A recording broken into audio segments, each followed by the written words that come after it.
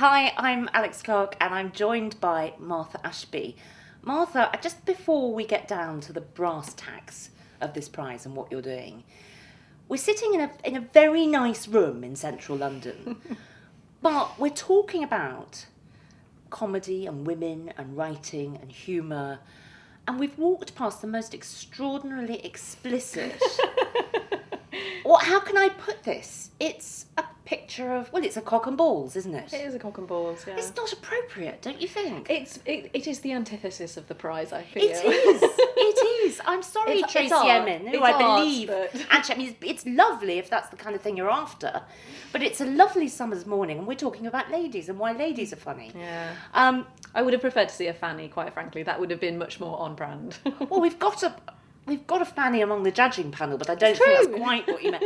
Now, Martha, tell me what you're doing here. Yeah. If that is that HarperCollins is going to be publishing the winner, which I'm absolutely delighted because we've decided it today. I'm not sure if I'm supposed to mention who it is yet or not, but we've decided our winner today, and I couldn't be more delighted. You can tell me, I won't tell you. So our winner... Spill the beans. Spill the beans. The winner is Cowgirl by Kirsty Eyre.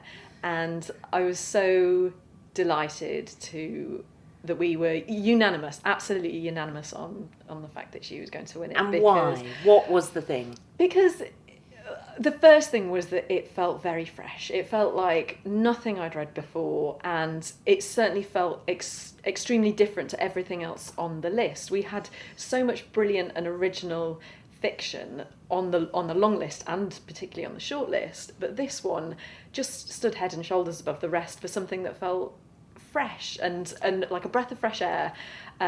Give us a flavour. What's it about? Is it actually about cowgirls? It is about cowgirls. So this is about a young woman who is studying her PhD on preeclampsia, which she has a vested interest in as her mother died in childbirth, giving birth to her.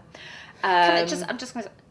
Not immediately a laugh a minute setup. No, but so she comes from a farming family, and when her father is, oh my God, I can't remember the details now.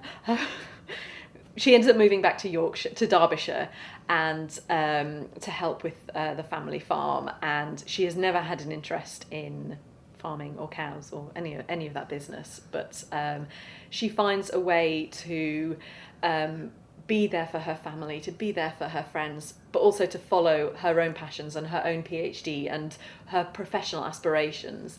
And another thing that also made this feel really different is that it has at the heart of it a really brilliantly told, extremely romantic love story between two women. We did have a few diverse authors in the mix, but this was just, it just felt so brilliant, and yeah, it was just unanimous. It was unanimous. It was so funny, so fresh, and so different, and just some really brilliant set pieces as well. Like, you're going to have to read it I am going to have to read it. You're going to have to read it. I am going to have to read it, but I must say you're going to have to publish it before that. We are going to have to publish it. Which sort of brings me to the kind of idea. I mean, I love the way that you've described, even with a little hint of Cold Comfort Farm to it, the farming part, perhaps not the rest of it.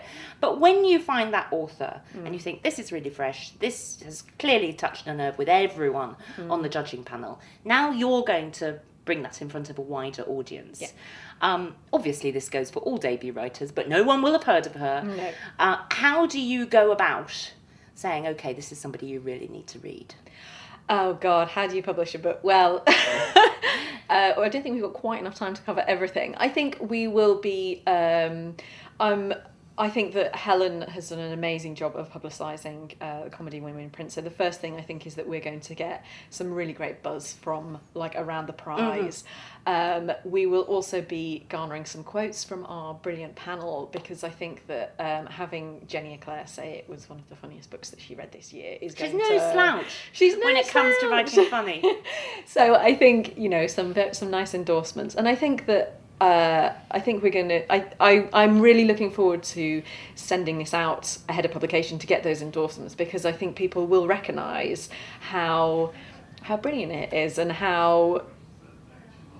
I keep saying fresh, I've got to find a different word to use, but how original this voice is, and how... Not formulaic, in other words. Not formulaic, yeah, and how well she's captured something extremely specific, which is dairy farming in Derbyshire, and made it feel like a world that you know everything about, with an amazing cast of characters who we recognise, like the grandmother, like her personality, and the father who has always just wanted the best for his daughter and has tried to be a father and a mother to his motherless child. And, you know, she's both made it specific and universal, and that's a real talent in a writer.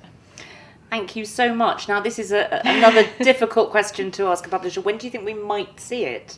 Well, I'm hoping to publish it next summer, because what I'd really like to do is publish it around the time that CWIP are going to be announcing next year's winner, because I think that we could do some really nice events, and also that kind of handing of the crown from last year's winner to the new winner, and having the publishing around the same time as well, I think would be really nice. So TBC next summer. I won't hold you to it, No, but good. we look forward to seeing it. Thank you so much, Martha, for joining us this morning. No problem, my pleasure.